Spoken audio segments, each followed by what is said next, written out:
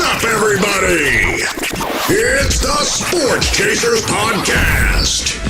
Coming to you live and direct with your host and your moderator, Kevin L. Warren, along with his fellow co-hosts, Dorian the D.A. Albreton, James the Angry One Warren, Mike Mills, Daryl D-Dub Warren, and Dan K, the Hockey Dude. This is a real sports podcast for real fans. This is a sports podcast with no hot takes, no narratives, just real, unadulterated sports talk. Please be advised that there may be some colorful and explicit language. The Sports Chasers are the defenders of the fans. Now, here's your host and moderator, Kevin L. Warren!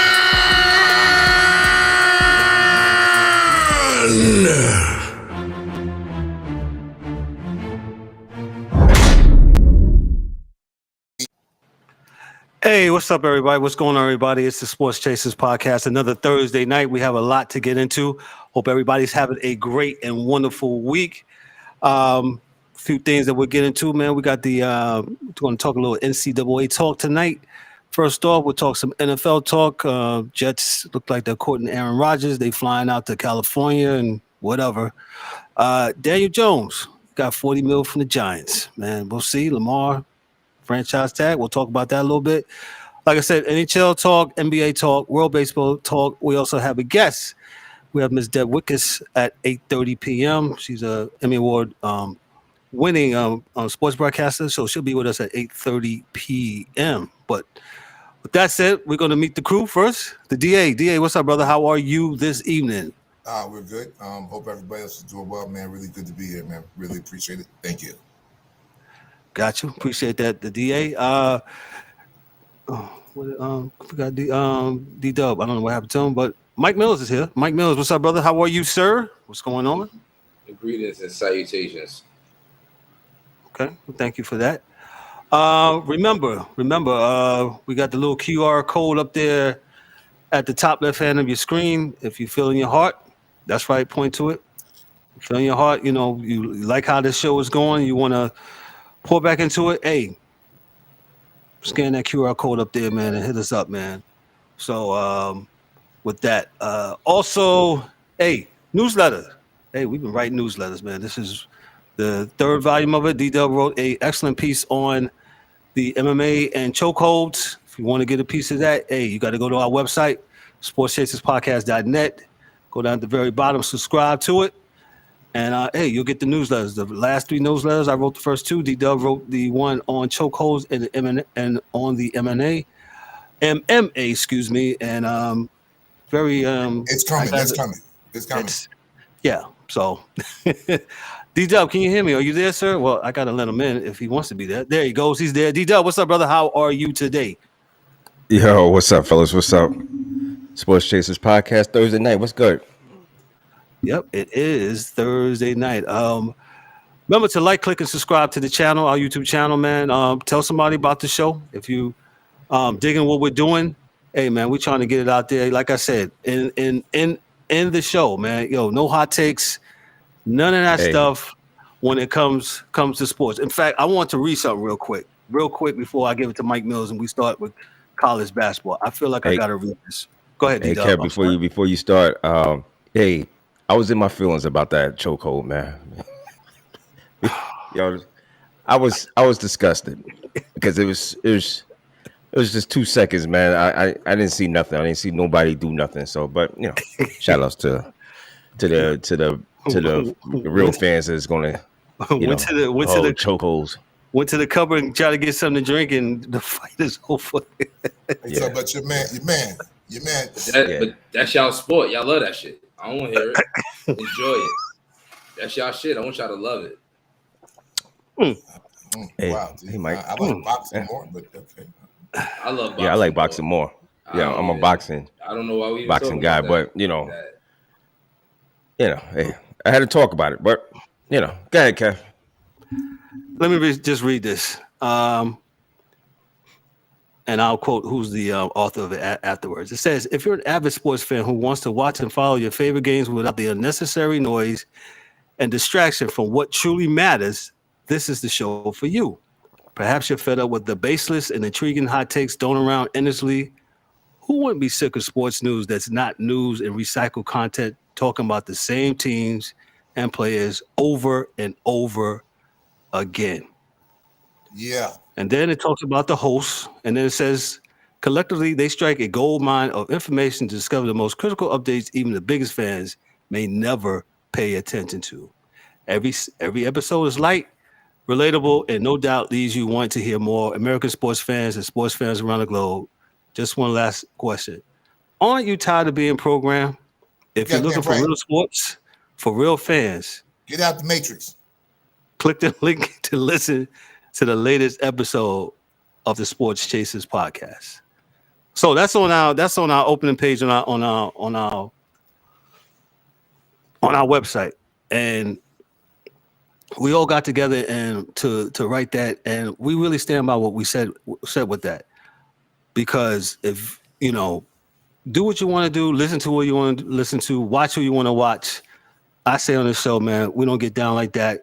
Just give you sports facts, man, and that's it, man. It's just simple, man. I don't know anything else. I don't care about whatever.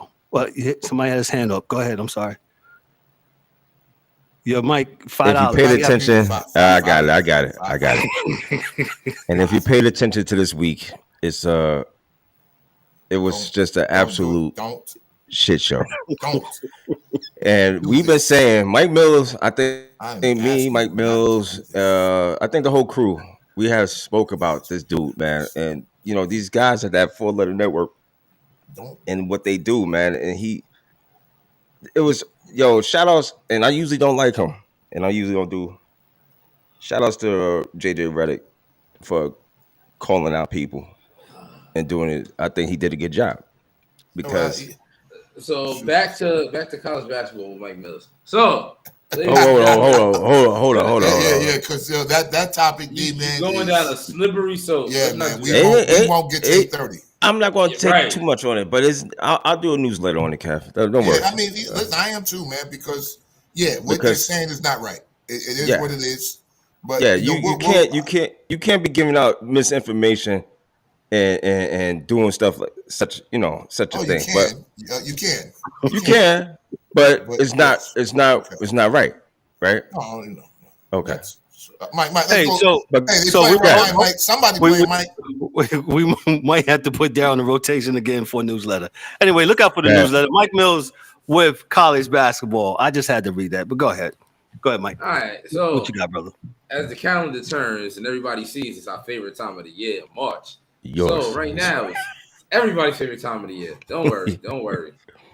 So we got the conference tournaments going. So I'm going to read off the teams that have automatic bids already, meaning they either A, won their conference tournament, or B, that the conference doesn't have a tournament and they won regular season. So in the Atlantic Sun, we have Kennesaw State. In the Big Sky, we got Montana State. In the Big South, we got UNC Asheville. In the Colonial Athletic, we got Charleston. In the Horizon League, we got Northern Kentucky. In Missouri Valley, we got Drake. In the Northeast, we got Farley Dickinson. Shout out to Jersey. In Ohio Valley, we got Southeast Missouri State. In the Patriot, we got Colgate. In the Southern, we got Furman. In the Southland, we got Texas A&M Corpus Christi. In the Summit, we got Oral Roberts. In the Sun Belt, we got Louisiana. And in the West Coast, as a surprise to no one, we have Gonzaga. Now, ladies and gentlemen, all of these teams, besides probably Gonzaga, are more than likely going to lose in the first round. Just to keep it funky with you. Well, shoot, maybe even Gonzaga, they might lose in the first weekend. Know how they do, but so these are just the early qualifying teams. The bigger tournaments for the bigger conferences are going on this weekend. So our Big Tens and our ACCs and our Big Easts, Pac-12s. But in other college basketball news, we got some firings to note. In the University of Cal, they fired their coach after going 3-29. Wow. Jesus Christ. Right. How do you make it to 3-29 without being fired? Well, did you just not go to every AAU game? That's I'm not going to none.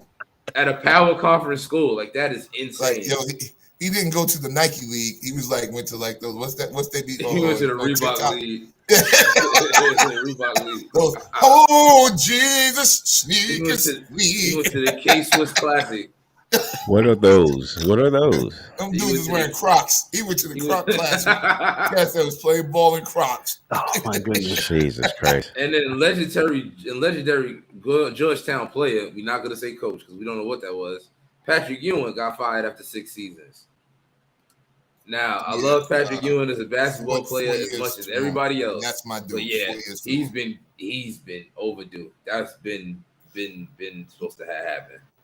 Man, I say one thing, Mike. Yo, he couldn't recruit, right? So the biggest recruit he had from name was Matt McClung, right? The cat that's playing. But Matt was a 3-star.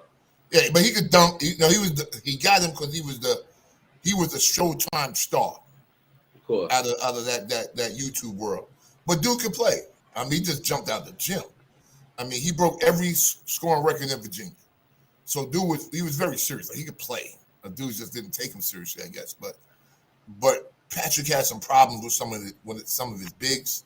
Like they had like a thing where they stole all the computers and like 8 dudes got thrown off the team, and it got bad for Patrick real quick. And then dudes just started leaving, man. But I'm not gonna say he can't coach. I'm gonna say he definitely can't recruit because he couldn't recruit. He just couldn't get dudes. And I think. I don't want to say this the wrong way. People are going to get me wrong, man. But Georgetown was still one of them schools where, without a big John Thompson protecting guys, you know, they really wanted you to get that classwork done. So that's that. Take it how you want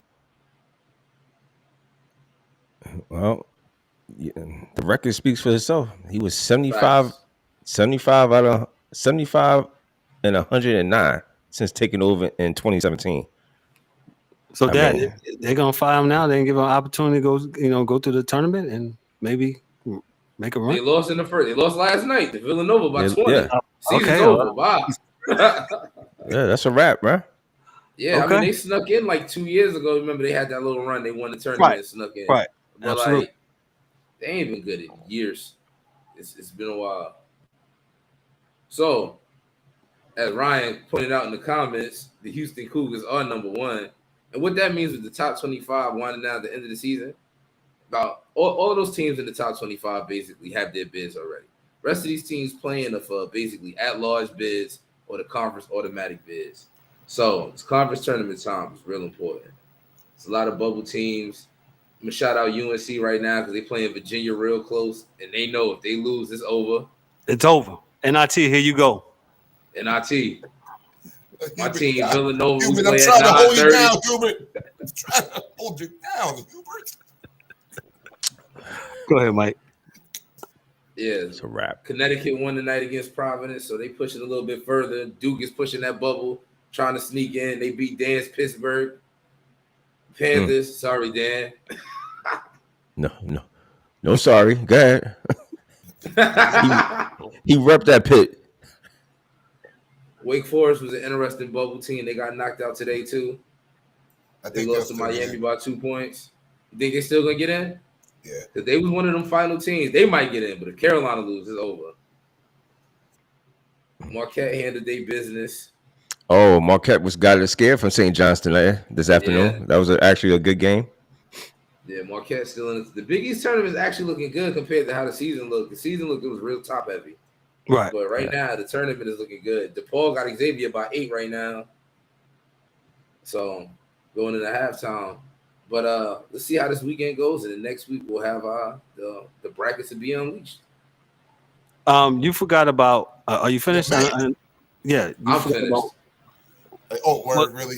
Really, Mike? What? You ain't going upstate? You not going upstate? Upstate with who? Way upstate. Okay. So let me. Y'all want to talk about him? We just want you to do. Oh, my bad. Let me do my due diligence. I apologize. Yes, please do the due diligence. I forget because that's not a part of New York to me. So in Syracuse, New York State, their great coach Jim Boeheim bowed out ungracefully today. I hope that does not besmirch his record because he is a college basketball, because he's a basketball Hall of Famer, even though y'all know how we feel about that Hall of Fame. He is a Hall of Famer. He did win a ring with Carmelo Anthony before he helped destroy Big East basketball. But happy trails to Jim Boeheim for destroying the Big East. Thank you. Okay, so can I get mine now? Go ahead. Go ahead. Go ahead. The most overrated coach in college basketball history. I say this as a Georgetown, St. John's, Kevin Williams fan. Had the most players, probably, from 1980 to say 2010, of any team in the country. Any team in the Big East by far. And you got one ring because you didn't coach. And you just told Carmelo, yeah, go out there and do that thing you do, Brady. And Carmelo just went out there and scored 40 a game and took you to a chip. And that, I mean, I watched it. It was point blank period. That was it. There was no matchup, 2-3 zone, all of that shit out the window, dog. Out the window. UConn has 5. Not to say they had bad players, but UConn has 5. You had Pearl. You had Derrick Coleman. You had John Wallace. You had Lawrence Moten. You had Johnny Flynn. Come on, man. About Johnny. Come on, man. You had Cruz, man. Sherman Williams. Ronnie Cycli. That's that Derrick. Come on. I'm like, come on, man. Like, there was years, like, I swear to you, I'm going to be quiet, as a New Yorker in the 80s. Could somebody pull out how many Final Fours that he went to? We knew when the NCAA tournament started. And, dudes didn't stay up all night, and all the games weren't on like they are now. Right. But we just knew, Syracuse, they'll be there next round. And we wake up in the morning and be like, "What? Hold on, what? Who did those though?" Oh, come on, man. Not again. And dudes have to take them orange and blue jackets the F off. Take them off. Don't wear them to school because you're getting egged up. Don't do it. Don't wear the Syracuse jacket. Just don't do it. Don't do it because you took the L. Jim Boeheim had 5 Final Four appearances out of 375 years of coaching college basketball. 375 is crazy. 5 Final Four appearances. How many Final Four appearances? 5, right? 5 Final Four. He led the Orangemen to 10 Big East regular season championships, 5 Big East tournament championships, and 34 NCAA tournament appearances, including 5 Final Four appearances and 3 appearances in the national title game. 3 appearances. In the words of Bill Cosby, 1, 2, 3, 4, 5. 47 seasons. Yeah. How many seasons? 47? 47. 375. You heard, DA. 375 years. 375 seasons. Listen, I mean, if you listen to DA pretty much did a roll call of Syracuse basketball alumni, and you just had to just name first names. That's it. And listen, nobody's BK. Nobody's doing slander stuff like that. It's just like I said on the show. We just talked the facts.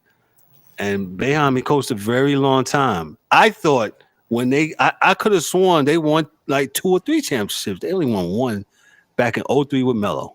Yeah. 2003. Yeah.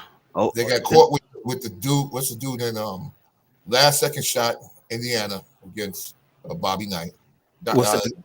Keith Smart. It was Cheney. It was Cheney. It was back. It was before. Might have been Keith. I don't know. It was Smart. I know his name was Smart. Okay, one of those dudes, right? Hit the corner jump shot. That was against Derrick Coleman. Team had a great year. And to be honest, Mr. Boeheim, in all seriousness, man, God bless you no matter what you do. A lot of kids you took out the hood. Absolutely. Lives.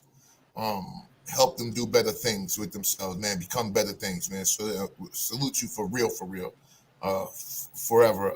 I think you should have won more, and I believe that. Like I'm standing on that. And that's even with the 80s being hard. You had the 90s because the 90s, like Georgetown was Iverson for a few years, you know, and Boubacar Ow, his name was Boubacar Ow. You know, you had the 90s. You could have just ran away with the Big East and you didn't. So I think it's a problem, man. I do. I kind of believe it's a problem. For me, I believe it's a problem. Gotcha. Mike Mills, your thoughts? Jim Boeheim, excuse me. Jimmy Boeheim. I mean, I'm trolling. He didn't single-handedly destroy Big East basketball, but he had a piece of it. You know, his school is one of them that went to the ACC, which destroyed the best basketball conference in college to me, you know, my era growing up. But Jim Boeheim really, he was that matchup zone really caught a lot of teams off guard, especially in February and March. Them 2 months, it was just like teams didn't know how to go, didn't know how to stop it. So, you know, wish him the best on whatever he do next. I wish if he was leaving, he is leaving, but I wish he'd have did it better than this because he's better than this. But, you know. So let me dive into this. Do you think and I think me and DA talked about this. I don't think we did talk about this, in our production meeting before coming on. Do you think he was forced out? Do you think that, times were changing, NIL deals, a little premature? Probably, but it's like he should have been going a couple years ago. You want me to be honest with you? I mean, they've been in the same little rut. They've been in the same little, they're not succeeding, but they're not, they like in the middle. It was going nowhere. So at that point, it was like you gotta figure something else. Either you gotta improve, or you gotta move on. So at like this Duke point, football. As long as we win more than we lose, we're good. Duke football. That's what we say. That's it. As long as they win more than they lose, and he got a lot of money, man. So I let folks please go back, do your history, please. Look at that 30 for 30 on the Big East. It'll tell you the checks that Jimmy Boeheim was getting from Nike in like 84, 85, 86, 87. Man, shoot. Stop. Come on. I'm done. Don't be done. Yeah, Boeheim had definitely a career. Like I said, he'll be a Hall of Famer. He'll be a basketball Hall of Fame. He'll be enshrined in the Basketball Hall of Fame. One of the greats. Go ahead.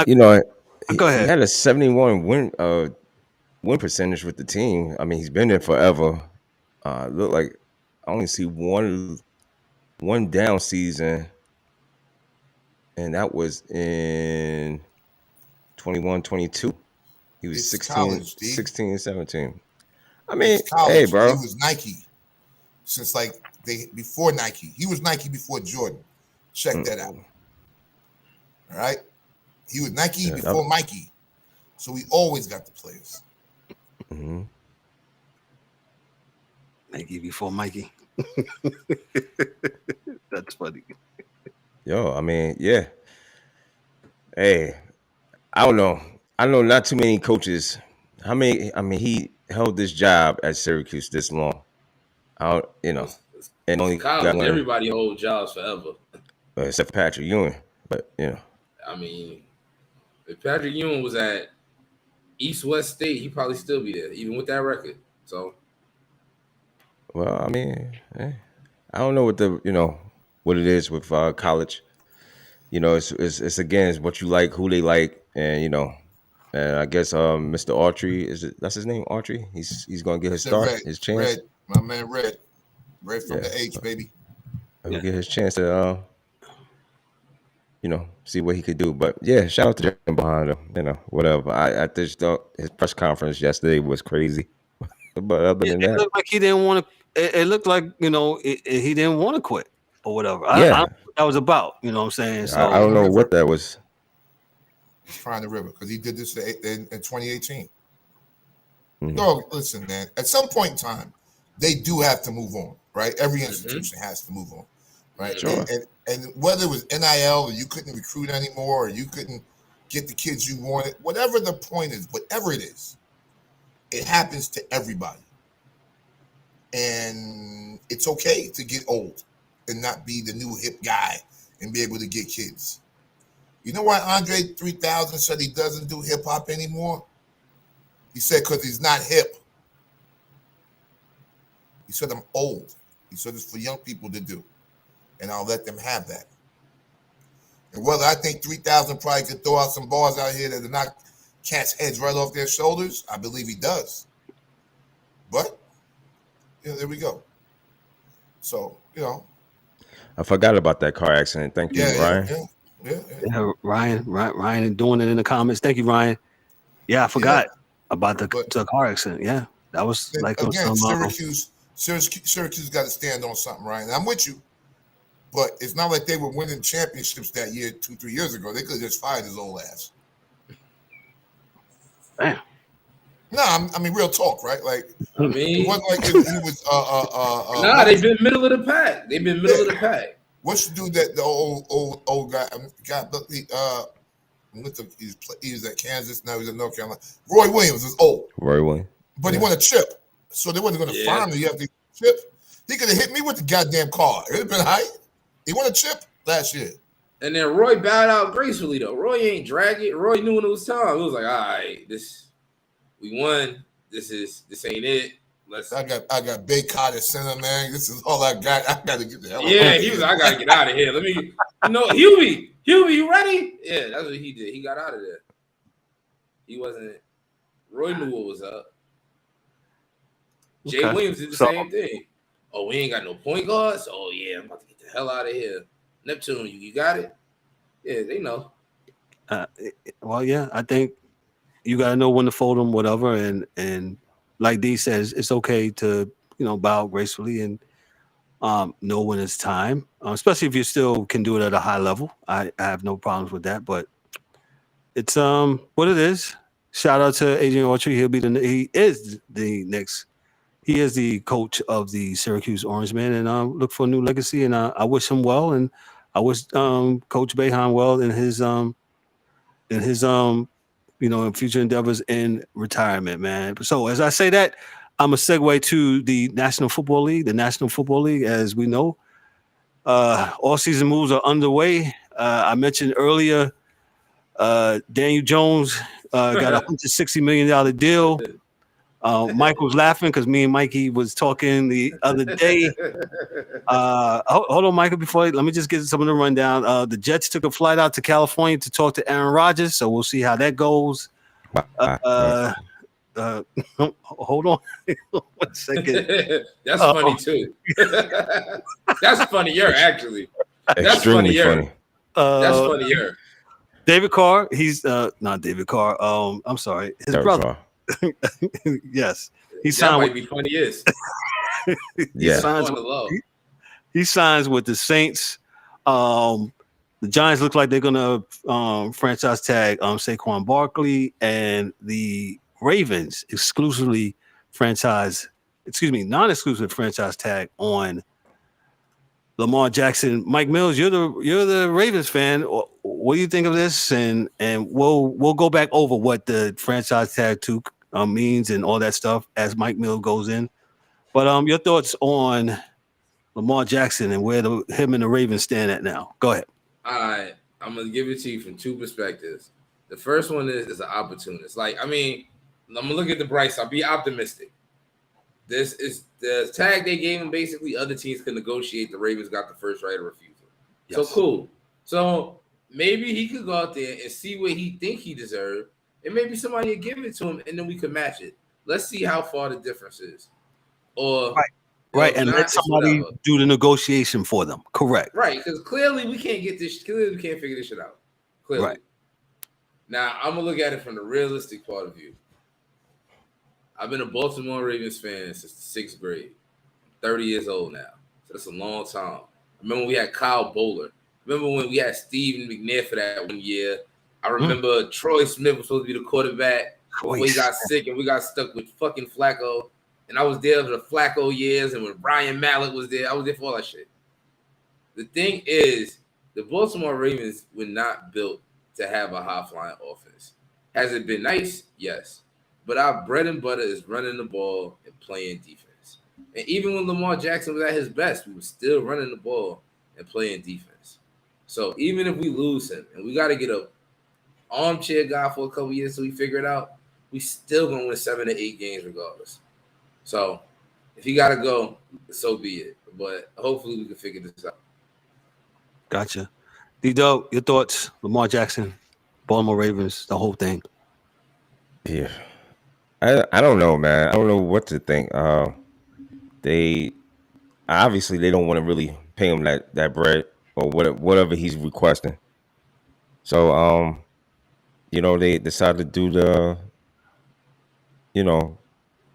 what's that? The franchise was the tag on. Yeah, it was a franchise tag. Correct. Yeah. So I guess he'll go shop around to see who's gonna, give him what he thinks he deserves or what he's asking for, whatever he's asking for. But I don't think it's gonna happen. I think that he's going to end up, I don't think nobody's gonna pick him up for whatever reason. I don't know exactly why. He is a running quarterback. I don't know if the team don't like. They don't. It's a whole bunch of shit. I don't know, Kev. I just wish if they're not going to give him what he wants or whatever the case, just go, man, and let the Ravens just figure it out. But because I don't know what weapons are there now for him to thrive. Well, that's the thing. I don't think it matters, man. I really don't. I'm with Mikey in this, and this is scary to me. That me and Mike, we always fight, but the reality is this, man. From the team, from both perspectives, everybody's making the right moves and have an opportunity to get what they want. Everybody gets that, right? I think Ryan's right. I don't think the league is going to give out any more guaranteed contracts. It's not built to give out. Over. It's not built to do that because of the shelf life of an NFL player is still only 3 to 4 years. So that's just what that is.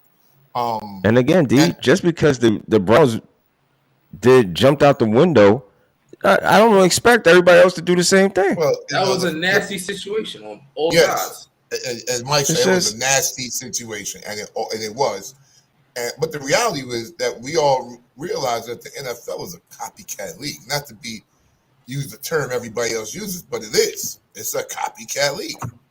They'll do stuff that doesn't make sense just because somebody else did it, right? They're that team that wants to have a running football team and you don't have no offensive line. Like, they do, like, you see dumb shit like that, right? So, But with that being said, the one thing about the Ravens, I will give them, they're like my Niners, man. And I don't know, God, yes, what's brother's name that was the GM? But he put down the template, man, to have a good team regardless of the quarterback. Ozzie Newsome. Obviously, I'm going to have a good team regardless of the quarterback. And that's what they've always tried to do. Now, they haven't been like, the Steelers where they've had a winning season every year. But I tell dudes, man, you don't need a star quarterback to win a Super Bowl. You need a star team. Now, the reality in the last few Super Bowls, you've seen what we would consider star quarterbacks win. But there was a dude, and if I had both of my hands, and I don't, I raised my hand, that had a non-star quarterback, and we went to 3 out of the last 4 Super Bowls, 2 out of 3 last Super Bowls, without a star, with a quarterback that now, and I'm sorry for everybody on TV, but I'm just not with you guys dissing Garoppolo now, right? We know what Jimmy is. Stop it. Because when I was saying this for years, no, Jimmy's a winner. I don't want to hear it today that he's not this and he's not that. I don't want to hear you talk about all his pimples now that he's walking out the door. Do not want to hear it. I had that quarterback, and we knew we wasn't going to win the Super Bowl. If it wasn't for the defense or running, it wasn't going to happen. But that's what the Ravens are, and there's really nothing wrong with that, people. It's really, I think it's a better league. when you have great teams winning Super Bowls rather than one guy making a bunch of plays to win a game. Hey D, I just want to chime on. Right, I don't think it's colluding. I really don't. I just think what's good for what? Okay, well, what's good for business, D? You got a team. I'm not mad at you, D. But you got a team. Hey, it is what it is. It's the business model, right? But you can say it's colluding, whatever. Yes. But the legal terminology. The fact of the matter is a conspiracy and they're colluding. If more than two people talk about it, that's what it is. I'm not saying it's wrong. If you have a team, and your team needs a quarterback that could do the things that he can do, you sign him or attempt to sign him. I agree with you, but like I said, man, just like the Jets is going after this clown. I don't understand that one, but because what they have there is not good enough for them to win with. And remember, the objective of the owners is not to win Super Bowls. What's the objective? What happens in New Jersey if Aaron Rodgers is the quarterback of the Jets? They sell out every game. You know what selling out a football game is in the NFL? How much money that owner gets, man? That's what you get. You may not win a Super Bowl. That's the business part, right? But that's the business part. And this is what I'm saying to you, that I don't have a problem with you calling it colluding because you guys are cops. That is what the legal terminology is. One or more people getting together to do something is colluding. Colluding doesn't mean it's a bad thing. You can collude to go to the supermarket. But if me and Kev talk about you can say colluding, it's colluding. You could say it, but you got to prove it. Oh yeah, it doesn't matter. I mean, yes, and I don't think no one's even trying to prove it. I think the whole world is wink on it because they know that the Browns did such a bad deal that it's like in the stock market or in the real estate market. It's just a course correction. That's all. Sometimes you need the federal government to put more money into the economy to make sure there's a course correction, that the interest rates stay where they need to stay. And that's all that's happening. As DA reads that, as he gives his money market report, Ryan puts up there, open up the Pandora's box with the full guarantee for Watson, and now other owners are trying to do damage control. I agree. Yeah, that's a fact. I'm not paying this guy. That's the Browns' fault. And we had an episode. I don't know the episode number. Browns. What Mikey, you named it. What is it? Browns keep doing Brown. Browns going Brown. The Browns going to Brown. Mm-hmm. They keep doing the dumb stuff. The mistake by the league. Mistake by the league. And this is what. And owners is looking at the guy that owns. And if you don't know the owner of the Browns, he owns all the pilots. Y'all riding on whatever. You go to a pilot gas station, he owns all of them. So, what I give my conspiracy theory on the whole thing, but I can't do it tonight. It's too much time. No, there's too much time. We got a guest coming on here in a little bit, but hey, the Browns are going to Brown, and that's what it is. Let me jump to some other things. Mike, you laughed at the Giants giving Daniel Jones the bag. Go ahead, explain. Well, that's what he's going to do, kid. He scored 15 touchdowns. That man threw 15 touchdowns. That shit is cool. If 15 touchdowns get you $160 million, we need to give out guaranteed contracts and all types of crazy shit. $40 million a year for Daniel Jones. That shit is crazy. And now you can go out there tomorrow and ask for $1 million.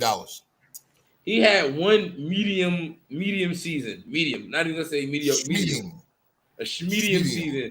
Yeah, tight shirt. He had a tight shirt season. And they gave him $40 million a year, 160. So let me just say this. And y'all know on this show, I'm a Giants fan, right? Yes, boy. So no, let me just say this. So if he gets the bag, right, everybody else gets it. Oh, there's not a bag to go around. There's not enough bag to go around. Word, right? You can't be rewarding this. Yeah, there's not enough bags to go around for that. Because that's not as egregious. Y'all didn't even believe in them. Yeah, it's not egregious y'all as got him for $20 million plus. Yeah, it's not as egregious as Deshaun Watson, but it is egregious. Because dude is like, wow. It's a lot of money there, Daniel. Like, you seeing them in the bank like, but Daniel, that's a lot of money, homie. You know? That's all. It's a lot of money, homie. Facts. And then the report came out, and then they just gave it to him. Wasn't no backlash. It wasn't no wasn't no maybe. The Giants said, okay. And just gave it to him. Giant fans, too. Didn't see nothing. They could have had him for $20 million less had they opted in. But they didn't even believe him going in. If you look at, looking at the Giants season, whatever, right? He had a decent year. How many touchdowns you say he threw? 15 touchdowns. Okay. I mean, I don't know, man. I don't know. It's like I got nothing. I got nothing. Well, what else are you gonna do, man? What we gonna do? Mike is like, I got nothing. I got nothing. Mike, you got me. I got nothing. We'll see next year. We'll see. They said they was beefing in the comments between what's my man's name from the Dolphins, and I guess he's gonna be throwing slants all year long. I was like, dang. No. The receiver. Who's the receiver? Hill, Tyreek Hill. So I guess y'all gonna be throwing slants all day long. And he was saying because the Giants receiver, what's his name? Slade was saying that hey, what's the man with him getting the bag? And Hill was like, I guess y'all gonna be throwing slants all year long. Hey, man. Well, what he does well. The Dolphins do the same shit. What do you mean? Well, I said the same thing. A slant thrower talking about a slant thrower? That is crazy. Yeah. My slant is 10 yards. My slant is 11. Y'all's is only 8. Like, get the fuck out of here. Tyreek got hit in the head with a hammer somewhere. So my thing is, Kev, if you don't pay him, what you going to do? Franchise. You gonna go get? Well, no. Well, you're gonna have to do him or Barkley. Which one do you do? I think you should. Remember, there are two kinds. You can do one for each. One could be restricted, one could be unrestricted. Danny would have been restricted. Let me see if somebody take the bait on this shit. He'd have been. Okay, Danny, where you going? Somebody takes it. Then what? So you can't find another quarterback to throw 15 touchdowns, Kev? Who? You just said you. I bet I give you Jacoby Brissett with those 15 touchdowns. Jacoby Brissett would give you 20 and 6 rushing. Jacoby will keep you steady. I give it out. Okay. Mike, once you get rid of Lamar, and we'll take Lamar, you take Jacoby Brissett. Did you just do that? Did you just compare Lamar Jackson to Jacoby Brissett and Daniel Jones? Like you just tell wait. You telling me all the guys I could take, but you're not willing to take Jacoby Brissett for himself, right? Y'all took Daniel Jones. Stop playing with me, man. Stop. Did you see what you just said? Y'all had Daniel Jones. I know what we got. He's not Lamar Jackson. That's not. Yo, it just shows you how many. There's not that many good quarterbacks out here. Let's be real. Y'all get Jameis. Come on, stop playing, man. Stop. Jameis will give 35 touchdowns. Yo, y'all don't even want Jameis. Stop playing. James might be my backup next year. You got Purdy. You know you love Purdy. You won't even take Jameis. Stop playing. Y'all can get Trey Lance. Look, Trey Lance. Purdy won't even be back, man. Purdy you won't think be Trey back Lance getting the job back? You didn't want Purdy. You didn't want Garoppolo. You got Trey Lance. He's out. No, listen, man. You take Jameis Winston. That's us. That's my Niners, B. That's my Niners. Okay. Because all they're going to tell him is, don't throw the ball. Everybody keep on telling me how many quarterbacks, and there's nobody out here. If you're going to throw it, you're going to sit back here with us. If we got a guy that gives me 15, hey, Trent Dilfer, he probably threw more than Trent Dilfer. Trent Dilfer went to the Super Bowl. Nah, y'all ain't the Ravens. I know you didn't make that comparison. You just comparison the craziest shit. Like, you got elephants and ants on the seesaw. Like, you comparing the crazy. Big dog, I'm just saying. Trent didn't throw more touchdowns than 15. It's one season, D. Y'all ain't got the 2000 Ravens. Yo, man. Y'all got Jamal Lewis? Come on, stop, man. Stop. No, let's move on. Let's move on. I gotta move on. Let's get this on. These so guys do the Giants, but I mean they did. So shit. Why we got to? Why we Let's- got to be the Dos all the time? let's move on to the other team across the locker room. The New York Jets The Green Jets. are courting Aaron Rodgers. They flew the offensive coordinator, the head coach, the owner. They all flew out to California. They're going to talk to Aaron Rodgers for the next couple of days. This is Brett Favre 2.0. I think Aaron Rodgers is at a better, I guess, space in his career. The Jets are willing to give up, picks and stuff for them. Your weed is legal. Mushrooms legal up in New York. It's all good. He'll win. Listen. He'll win games. They got a good team. They got a good defense. He'll remember what is the owner's job? Make a profit. They will make a profit like a mother next year and win some games. There's no way no one that takes this guy believes he's there for more than a year or two.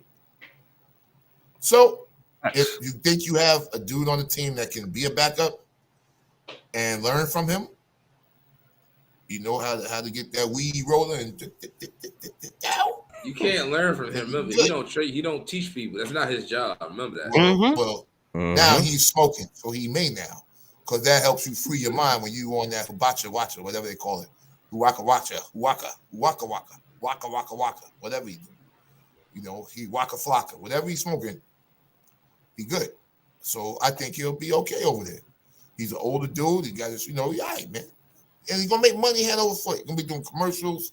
He's good, man. He's going to New York. Why not? Why not go get the money? Golden parachute, homie. Why not? Why not? And shout outs to Ryan. That is correct. You can only franchise one player. Yeah. You gonna have one franchise player on their team? Yeah. That's what I got two tags. Why you got two different type of tags?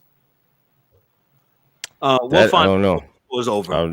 We'll find it before the show is over.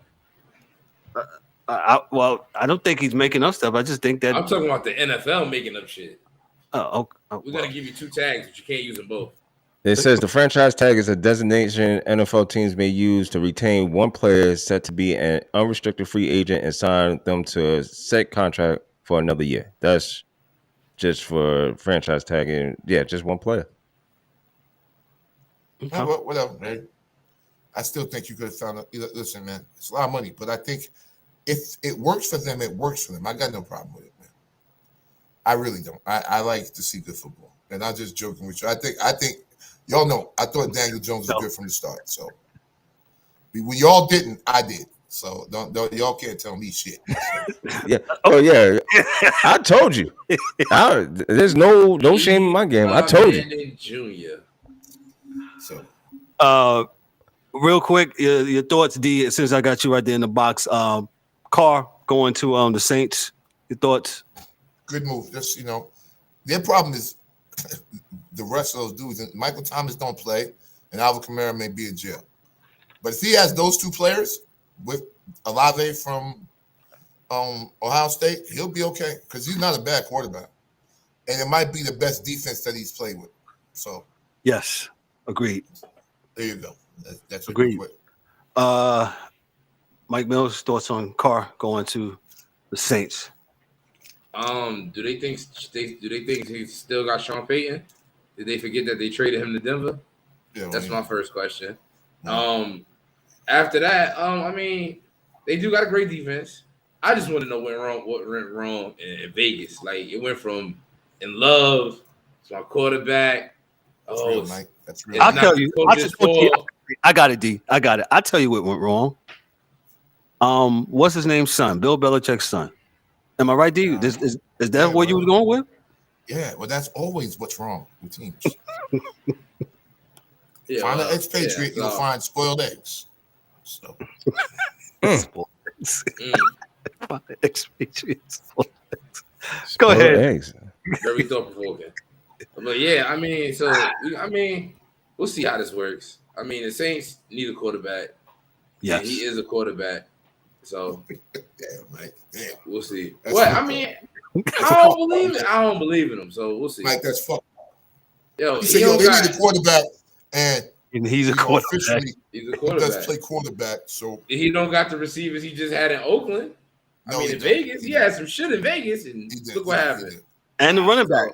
The running back is a monster in Vegas. Yeah. I don't know. You had some shit. So you know what? Sean Payton not the coach no more. So all that trickery and them joker bobs, that shit ain't going on no more. So I'm going back to what Mike said because there got to be a reason, man. That because remember Jacobs how he's cursing out the team at the end of the season. Correct. He's like, yo, you dudes ain't going hard. You like this, you like that. Yeah. He ain't say, that's my quarterback. I'm repping for my quarterback. It's like you too, you punk ass bitch. None of y'all going hard. That's what you should say. So I don't know. Yo, they for real talk, they did tell him to take your money and go home. And that don't happen in the NFL a whole bunch. No. So no, it don't.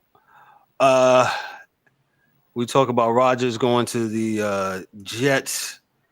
I just think the Jets do what they want to do. Me personally, if it was me, I wouldn't do it. Carr, I think it's a good move. Hopefully, can work it out. Like DA said, you know, if all the pieces work, they could win 9 or 10 games. I think. Bad division too. You know what? That division is ass awful. You know what? It might work. Yeah, it 9-8 win the division next year. 9-8. It's awful. So that said, man, we're gonna dive in real quick. DA, what you got for baseball? Well, let me just start off for baseball a little bit quick. Spring training's on the way. Major League Baseball opening day is April 1st. There's been some quirks. We talked about it last week about the pitch clock and all this stuff. If you looked at the game, I want to say the Twins were playing. I can't remember, but hey, the shift is back in effect. Yeah.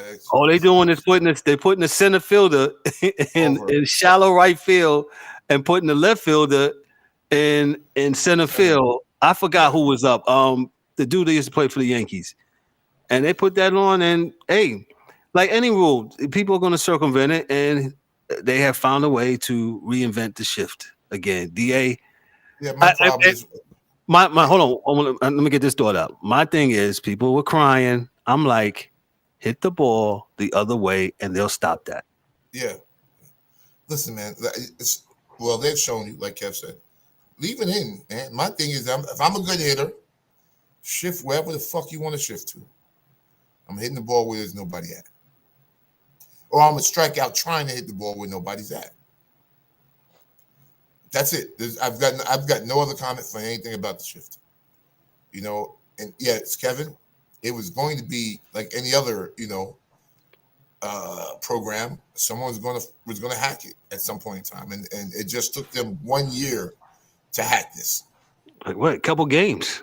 Yeah. So like, what's Manfred going to do? Come out there? And, no, you go back. Go back. Hit the ball the other way. There you go. Move your feet. Get your hips out the way and hit the ball. No, but with launch angles and other stuff, I don't know. Mike Mills, your thoughts on the shift, new rules? Y'all heard what I said. Hit the ball the other way. I don't see the problem. Listen, they shifting on you because they know you can't do the shit. So the easiest way to beat them is to do what they think you can't do. I don't see what's so hard about it. I don't either. I don't see what's so. You a professional baseball player. This not the 7th grade. This not little league. You know what I'm saying? It's not pee-wee. You can hit the ball the other way. I don't see what the problem is. I don't see why this is a rule. I don't see why this is a segment, a conversation. Hit the ball the other way. I'm not understanding. Hit the ball the other way. You're rich enough to put a batting cage in your bedroom. Bro, let's get up. Hit the ball the other way. Bro, hit the ball the other way. Bro. Swing a little earlier. There you go. Chuck up on the bat, swing a little earlier. D-Dub, on the shift, and DA will talk about World Baseball. Yo, man, again, hit the ball the other way. That's the name of this of the show tonight. Hit the ball the other way. And you knew it was gonna happen. I mean, these guys, just like was it Scherzer the other day? With the ball. These guys, they're gonna figure out a way how to make it work for them. And again, here we go again. I mean, you change the rules, you do whatever you want to do, but These guys are smart enough. They've been playing the game long enough. You know, sometimes I just think it's just laziness on the part of these guys. They, some of them want to do, they'll do the right thing, and some of them are just not going to do it. So, I don't think it's rocket science. Ryan shouting out his Astros to the champs. Yeah, shout out to the champs. Whatever, Ryan. Yeah, okay. Whatever. DA, what you got for us for World Baseball? It started. Yeah, man. It's I got two big things, and because they're actually Pool C and D, which is the Dominican Republic, Puerto Rico, Venezuela, Mexico, United States, Colombia, Great Britain. They haven't started yet. They're about to begin. But Pool A and B, one is in Taiwan. I think Taichung is in Taiwan, and the other one, Pool B, is in Tokyo. I watched the other night Australia beat Korea. Two things. First off, man, the crowds are crazy. It's almost like looking at what Americans would say a soccer matches out there. The way they yell and sing and everything, and it's crazy. Like it's nuts. Like the fandom is really crazy out there. And the other one is Cuba's 0-2, and I don't know why. And the Netherlands are 2-0. Wow, Cuba's 0-2. Yeah, but that kind of goes up if you think about it. My boy called me and said, "Yo, in the Little League World Series every year for the last, 10, 15 years, man, the Netherlands, like out of the international teams, has always been one of the best teams every year." He said those kids are now pros. He said, so they got some players out in the Netherlands that get busy right now. So I haven't seen the Netherlands game yet, but they're 2-0, and Cuba's 0-2. Italy is 1-0, Panama is 1-1, Chinese Taipei 0. They lost 1-1, Australia 1-0, Japan 1-0, Czech Republic 0-0, China 0-1, and Korea 0-1, which is a surprise because Korea is better than Australia, but they just didn't play like it. So that's all I got. If you get a chance to check it out, man, the fandom is crazy. I hope that we represent in Phoenix and Miami for Pool C and D when they start. Good crowds, and good games, I hope. But it's just another sign, man, that a lot of other people in a lot of different places maybe appreciate things more than we do here. So that's kind of what I see about. That's what I feel. Gotcha. Appreciate the DA with baseball and the World Baseball, which is going on. And like I say, get a chance, check it out. Phoenix and Miami, where they'll be taking place. Time now is 8:30. Our guest is with us. Let me set it up here. She is a two-time Emmy-winning TV producer who has worked in unscripted programming for over 2 decades. She's began her entertainment career in front of the camera at age 12 in her hometown of Philadelphia, Pennsylvania, and has produced highly rated national, international primetime and daytime shows for ABC, CBS, CNBC, Fox, MGM, CW, Universal NBC, HDTV, We Channel, Style E, Entertainment, and MTV Networks. Ladies and gentlemen, boys and girls, it's Deb Whitcas. Thank you, Deb, for coming on. How are you tonight? How's it going? Good. How are you? I'm excited to be here. Thank you guys for having me. Oh, man, let me give you some applause here. Hold on. I would clap. There you go. Yeah, I'm clapping. Yeah, man. I only got one hand to clap with, so I'm sorry. I'm bad. There you go. So you're from Philly, huh? I am. Go Eagles. So, yes, I had. What's your thoughts? Kind of. I mean, yeah. What's your thoughts on that?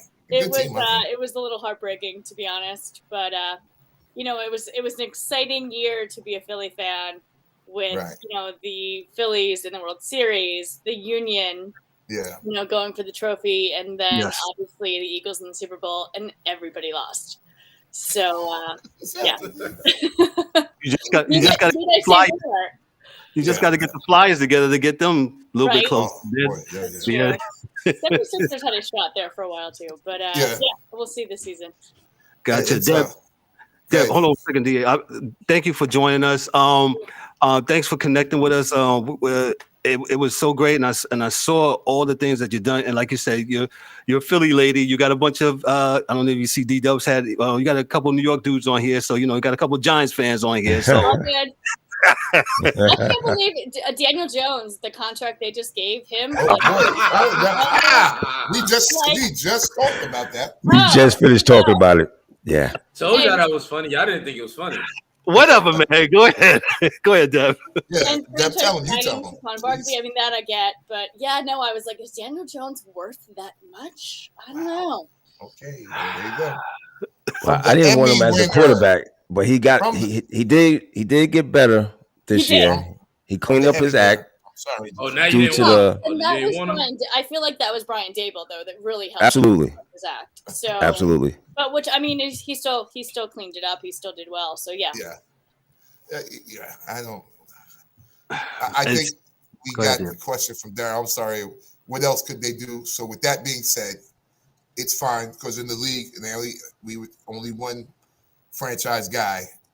You know, you had to do it with somebody. So I'm not that mad thinking about it right now. But yeah, what else were they going to do? I guess that's a good way to think about your team, Darryl. Huh? What else are they going to do? What else are they going to do? I didn't see nothing else. I mean, what else are we going to do? I really. Jameis looking for a job again. Yeah, he is looking for.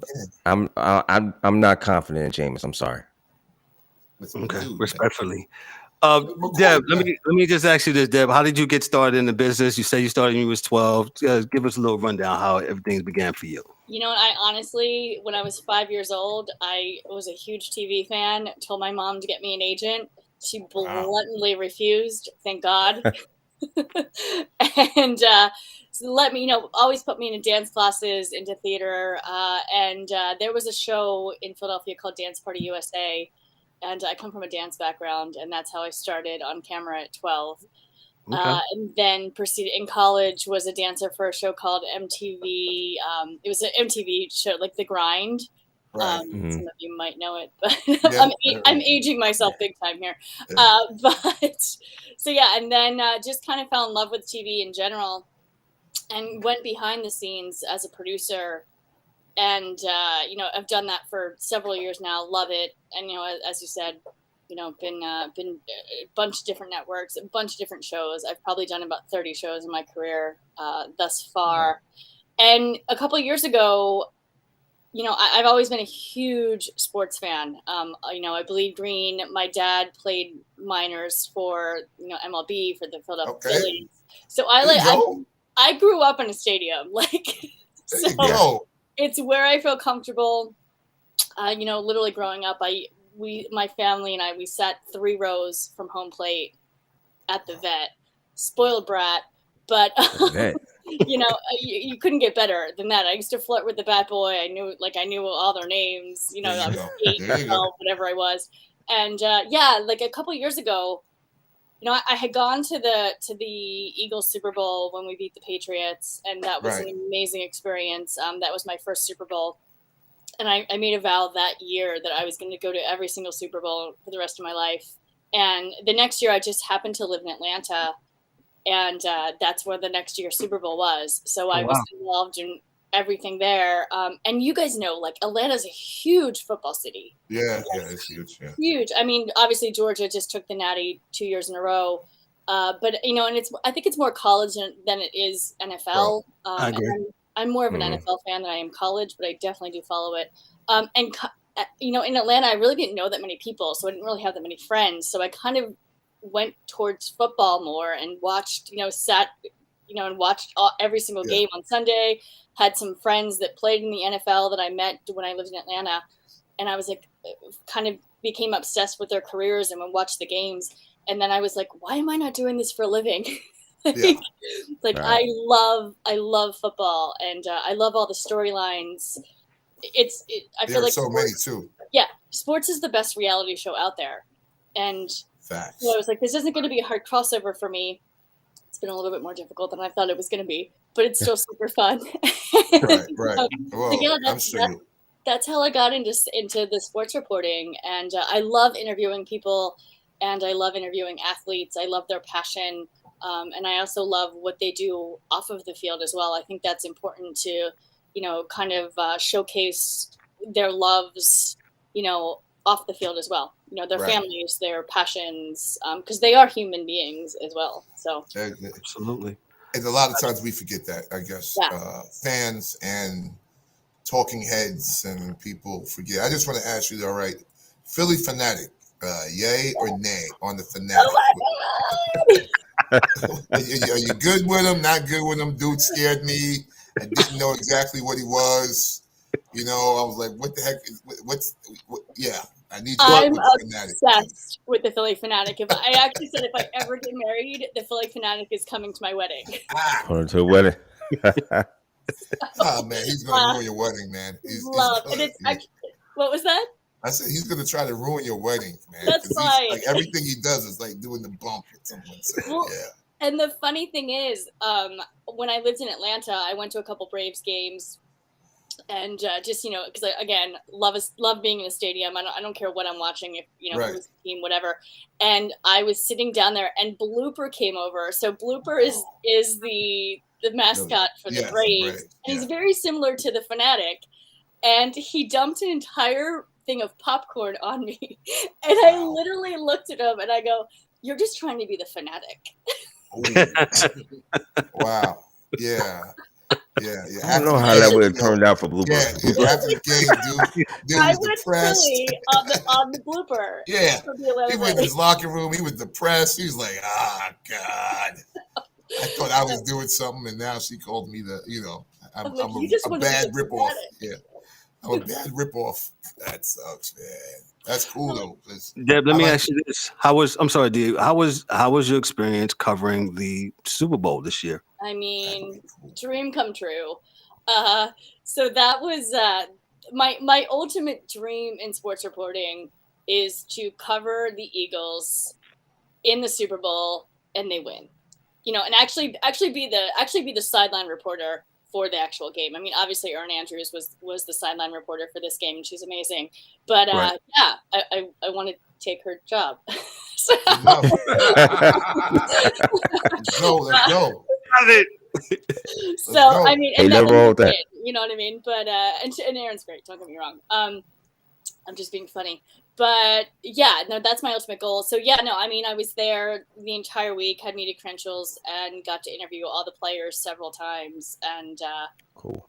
Probably the last media availability was my favorite because there wasn't a ton of media there, and I was actually able one-on-one to talk with the guys as much as I wanted to. And that was cool to get the mic out and be able to kind of go back and forth and ask them kind of personal questions. So that makes sense. So that whole week is that seems like, you got to kind of pick your spots because there's so many events and so many opportunities with each team to, you got to kind of, I guess, spreadsheet. Okay, well, I talked to this guy. Literally. Yeah. Okay. It makes sense. But what I did, I mean, I had and thank goodness I brought my car because Ubering everywhere just would not have worked. It was so spread out. But, there's so many events, A, for media, and B, also with groups I'm involved in, still with media, but other, just sports groups. Right. I work a lot with NFL alumni. There was the merging vets and players that a bunch of the NFL current and alum were involved in, which was a great NFL alumni. Arizona had a food bank. They also had a wellness clinic. Okay. I mean, there is so much. And then, Mike, Dick and Jaws had their cigars with the stars party. I did the red carpet for that. Nice. There was a, luxury experience and company and Eli Lunzer's athlete gifting suite at Top Golf. I was on the red carpet for that. So got to interview all the guys who attended that. There's, great vendors there as well. Yeah. I mean, I think I went to 3 or 4 events a day. Wow. Yeah. Nice. I was exhausted. Yeah. You're young. I'm old. I had to be like, I'm going to this. I mean, it was fun. And then there was also the extremely private events too. Like I got invited to a private dinner with some of the former Eagles players. And then we all went to Seth Joyner's party after. So yeah, it's a wild week, but you don't sleep. And it's actually funny because one of my friends, Myra Gomez, she's the sideline reporter for Thursday night football for Amazon Prime. Right. Amazing. She's an amazing person. Yeah. She texted me one time at like 5:30 in the morning, and I was like, "How did you know I was up?" And she's like, "It's Super Bowl. Everybody's up." Yeah, right. Everybody. There is a strategy to what they're doing. Everybody understands what the game is. So that's cool. That's hard for me, but I want to go. Yeah, and I think next year's Vegas, like next year is going to be insane. Yeah, definitely. In Vegas. Vegas is like nonstop, and so. Yeah, we're doing this, and that's what we're striving for. Get some media credentials one day and be out there with you, with the mic. Media Row, Radio Row, Media Center is so much fun too. Like just the energy there. Even just walking around, and people are interviewing, doing walk and talks, and Pat McAfee had a huge thing, and FanDuel. I can imagine. Yes. I mean, I can imagine, right. Nickelodeon was there. I mean, it was just CBS Sports and every Fox Sports. ESPN actually was in Scottsdale, so they weren't there, but everybody else was. It was like the cream of the crop was had tables there, so that was fun too to just go and you can just grab the athletes and just be like, hey, do you have a second to talk? And they don't have to say yes, but they right. Let me ask you this about covering the Super Bowl. Mm-hmm. So I know it's a huge event, and everybody here on this screen is they are really sports fans. How about the non-sports entities coming there to Super Bowl? Is it more? Is it less? How is that? You know what? A lot of people come just to party, just to have a good time. Imagine that. I understand that. I didn't party a lot in the past. I partied, but this definitely was a work trip for me. Work week. Yeah, a work week. Like people just come even if they're not a sports fan and just to go to the parties. There's the Sports Illustrated party. There's the Maxim party. There's the Playboy party. All of those events bring in the models, type thing. So people pay a lot of money to get in those parties. And then the Legends Party, Ron Gronkowski hosted the Legends Party this year.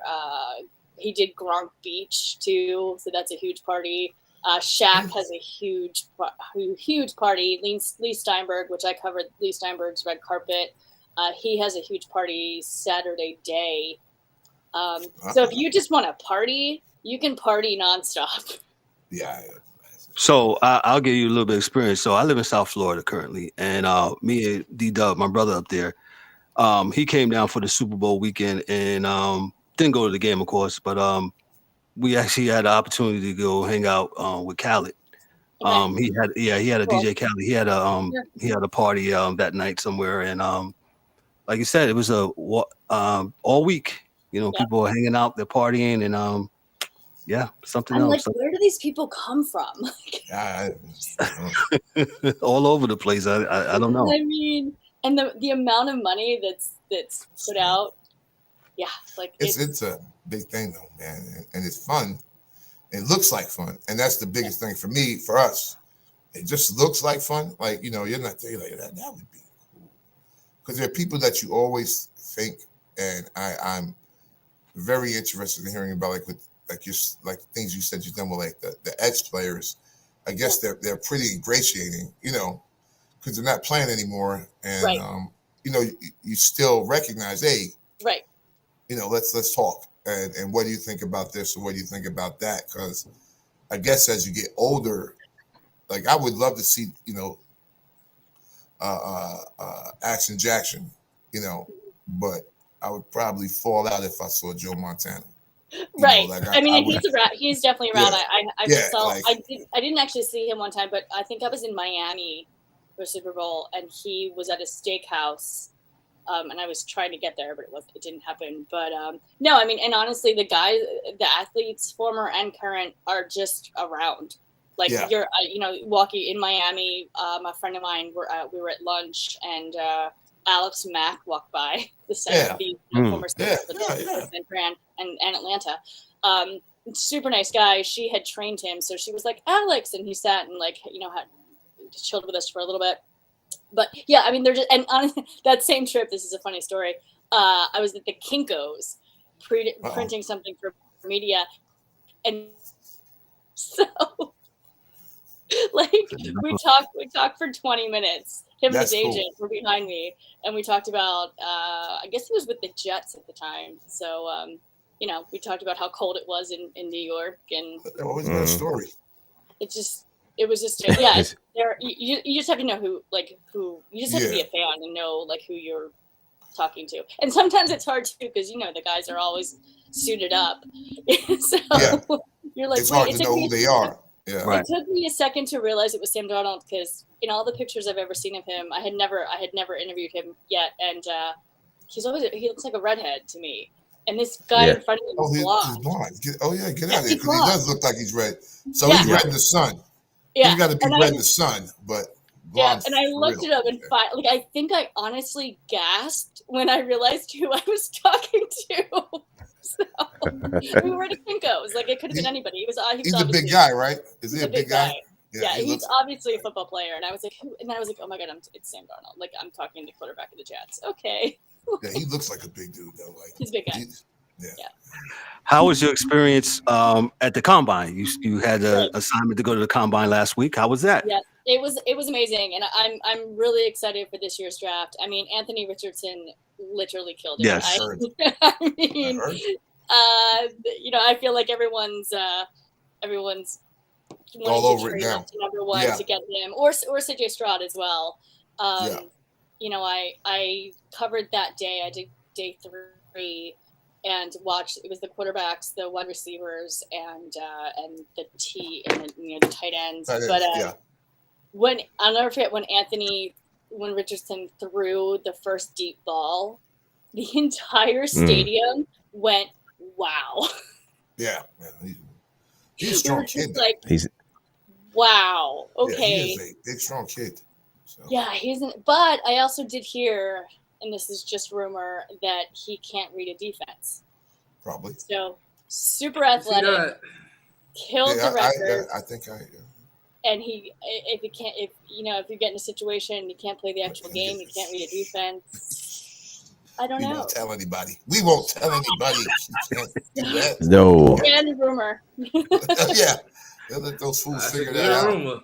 Yeah. Well, there's definitely some truth in that one. Yeah. I watch a lot of college football, so I've seen him. You're like, why did you throw it to him? Yeah, his uniform doesn't look like yours, right? Yes, no, you go to Florida, you don't go to Georgia. Wrong color. Yeah, what? He's just a kid. I thought Will Levis looked really good too, to be honest. Yeah, I think Will's good too. He had a few good years. This problem was this year, man. Kentucky wasn't really good, and his big games they got smashed. Right. The big games he had. They played Tennessee on TV. They just got smashed those games, so he never really got to show. So you really have to be a football dude to appreciate that. Sophomore year, junior year, he was playing really well. When Kentucky was good, he was good with them. But when they got bad, he was left out there on that boat by himself without an oar. So it was hard. What do you guys think? What do you guys think of Stetson Bennett? I like him. He's 27 years old, ain't he? Right? Well, he's 25. He's older. We talked about him. Yes. He's Brandon Whedon now. Wait! You got AARP. He's going straight to coaching. He's Brandon Whedon now. He's 27. Oh yeah, he could be Brandon Whedon. Yeah, you know what? Because he left, right? So my son played college sports, and you can actually play football. You can play probably college football 7 years. You can get away with 7 if you really do get injured. You can get away with 7. How old was Chris Winkie when he finally? 28. But he played baseball first. 27, 28. Yeah, that's he right. Played baseball first. So Stetson, he was never the starter, right? Ever. But he actually left and went to junior college to play, just so he could, keep playing, and then came back and he won this. He won the position in the last 2 years. So he didn't even come in as the starting quarterback beginning of the last 2 seasons. He just won the spot in camps, man. I think he'll get a shot in the NFL. I don't know what he'll do, but I think if they move him to a slot receiver like what's dude's name that played for the Patriots? Edelman, you putting Stetson Bennett in the slot? I don't know about that. Yeah. That's all he can do. I don't know. He's not going to play quarterback. Really? So if he wants to stay, I think he could be a journeyman. You know, fifth round guy. I think his best money is playing slot receiver. Maybe the third. It could be somebody back up for a couple years. No, he can play. He may stay in the league as a quarterback. I'm just saying to get him on the field because he's fast as F. Yeah. He knows all the routes and he is tough. Mm-hmm. That's what I'm saying to you. And that's what your slot receiver does. He's the second quarterback on the offense. Okay. Now, it may not happen, but I'm just an old guy and I can only see what I mean. I watched a kid for 6 years in football. 6 years. Right. You ain't watching that receiver. No. Yeah, very true. I did not. Yeah, Michael, Dev, what you got going on as far as any other projects or anything now? Or I mean, to be honest, right now I'm actually concentrating on. I'm not concentrating because I'm always concentrating on sports, but I'm doing an unscripted gig with Karamo on NBC. Okay. And it's a daytime talk show. Super fun. My next sports thing is the draft. So just kind of prepping for that, taking a little bit of a breather because I have to say, to be honest, Pro Bowl, then Super Bowl, then the Combine. Woo! I'm tired. Yeah.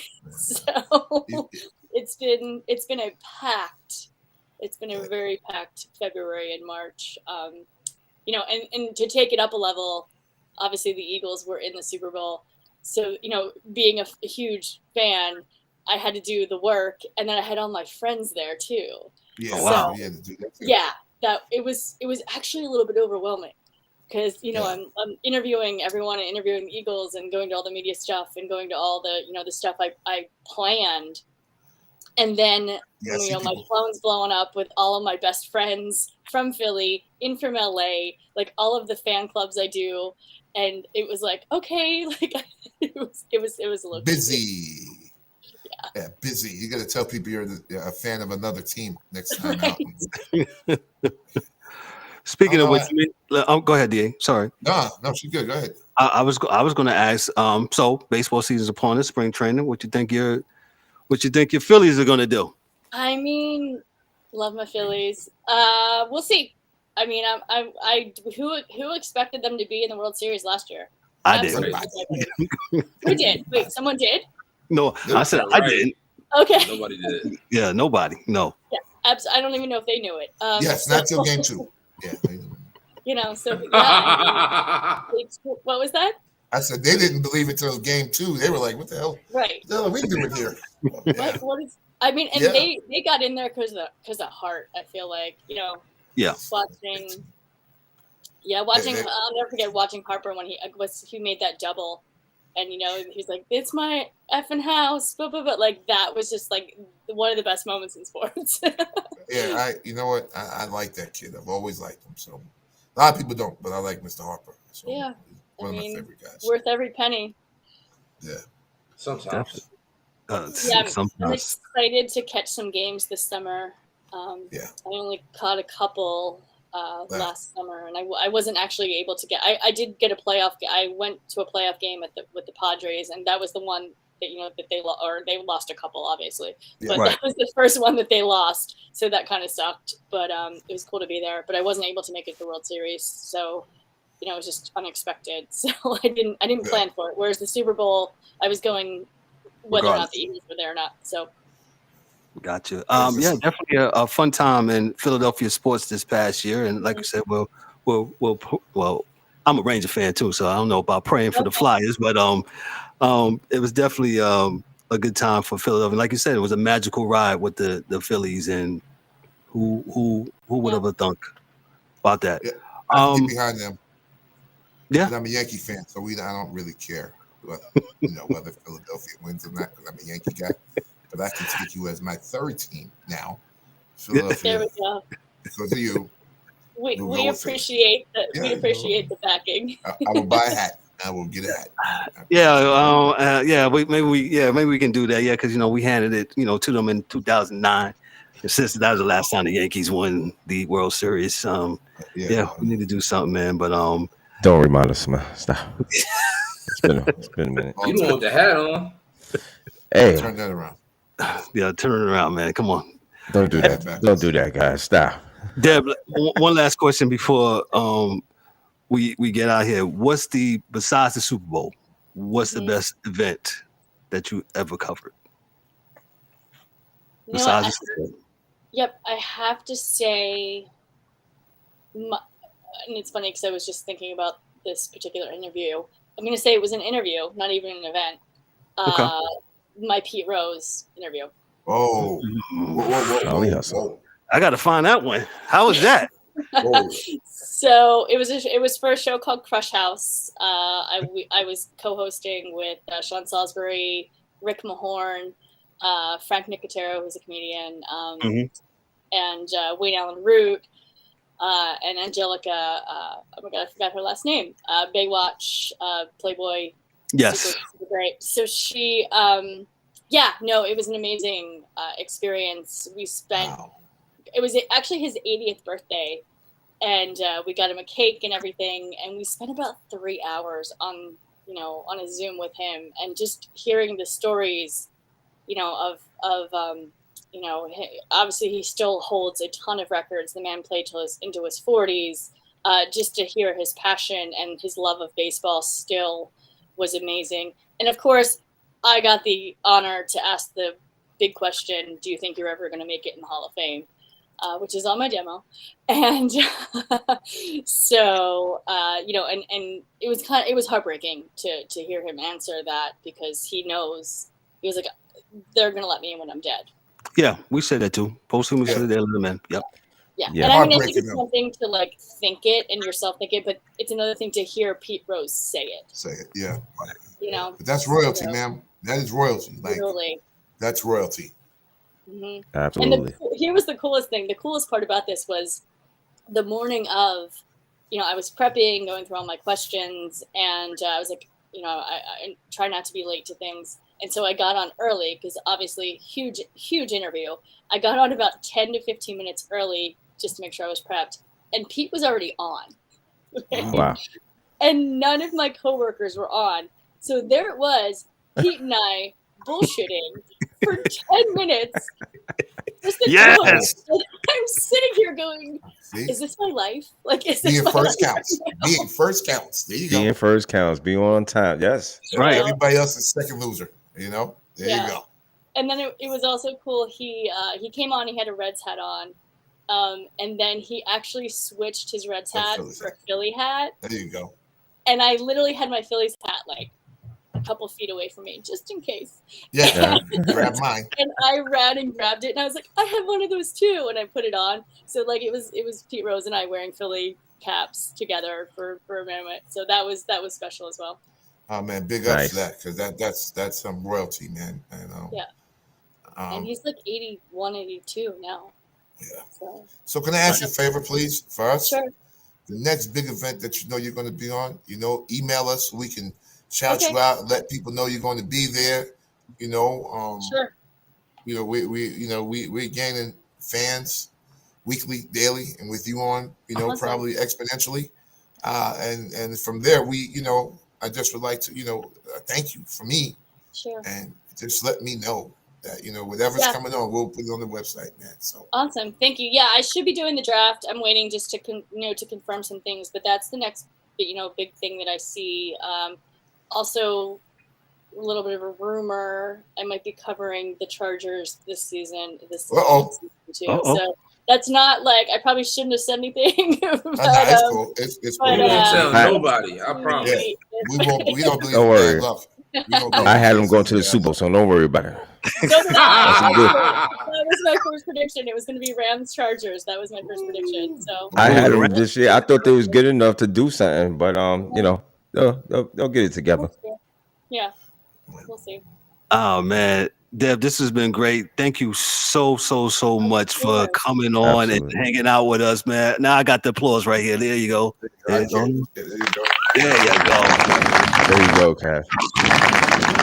Thank you. Thank you again. Would you come on and do this again?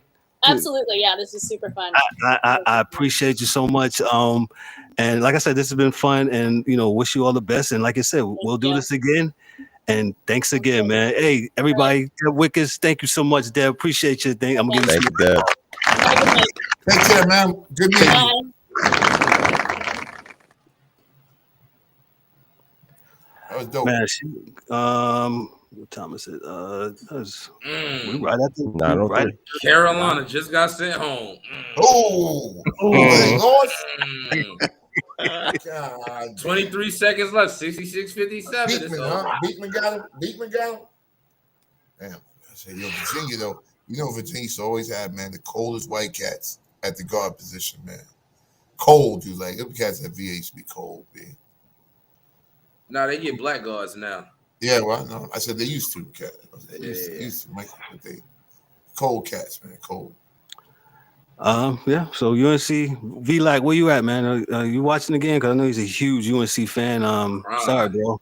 So I'm gonna call Hubert. Tell Hubert, listen, you got 2 more years, MF. 2 more years. I knew he was gonna stay there till the sun got there. I don't know if it's Sunday yet, but he, that's what Hubert's trying to do. Yeah. So, man, couldn't hit a shot for the Knicks, and the team can't hit a fucking shot now. God damn you. Yeah. We'll keep the momentum going. We're gonna get out of here. Parting shots real quick. D-Dub, what's up, brother? What you got for us, man? Another great show, man. I want to shout out to Deb for coming through, man. Appreciate her. Yeah, and good show. Ain't got nothing too heavy. Everybody have a great week. Gotcha. Mike Mills. Mike brought the heat with the NCAA basketball tonight. Appreciate you, brother. What you got for us? No problem. Shout out to everybody here. Shout out to everybody in the comments. Shout out to Miss Deb Whitcas, who just left us. Shout out to all the women out there. Happy Women's Month. And my mixtape is dropping next Friday on the 17th, the last summer. Yeah. March 17th. Last summer, March 17th. Go cop that thing. I mean, we said back days. But how do they cop it now? They just download it. Just go stream it. Just run it up. Go ahead and stream it. Everywhere, all the streaming platforms. No doubt. YouTube, no doubt. Apple Music, Spotify, wherever you find music, it's there. Let's go. DA, what you got for us, brother? Hey, Deb, thank you for coming. My brothers for being here. My man E, hope you feel better, my brother. No doubt. To the team, we just gonna keep it moving. Appreciate everyone. Brian, come on back because you missed me. I missed you last time you was here. I got some stuff to talk to you about. And God bless everyone, man. For real, I'm on that, man. Everybody be safe, man. And life is good as long as you live in it. For real. All right. No doubt. Got you. Appreciate that, DA. Thank you for everybody being in the comments, Ryan. Thank you, my brother. Appreciate you coming through. V-Lac was in there earlier. Guess he got a little bit busy. Dan, in his absence, doing his thing. E, feel better, get better, brother. Great show tonight. Thank you, Deb. Deb, appreciate you, Deb Whitcas, for coming through and talking 30 minutes. Just phenomenal. Just talking sports and hearing another media person talking about how they have a love for sports and just doing a great job. Make sure you like, click, and subscribe to our YouTube channel. We on all major podcast platforms, all of them. Please check us out.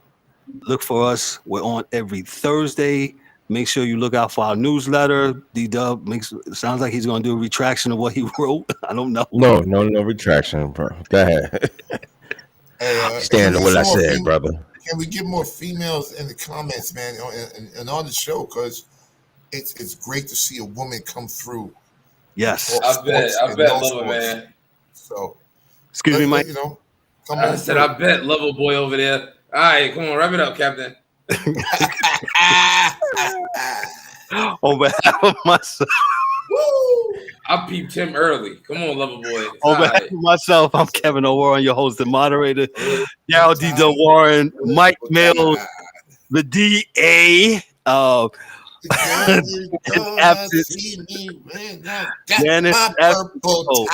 This is the Sports Station. Have a great rest of the week. Enjoy your weekend. We'll see y'all next weekend. Peace. Be good.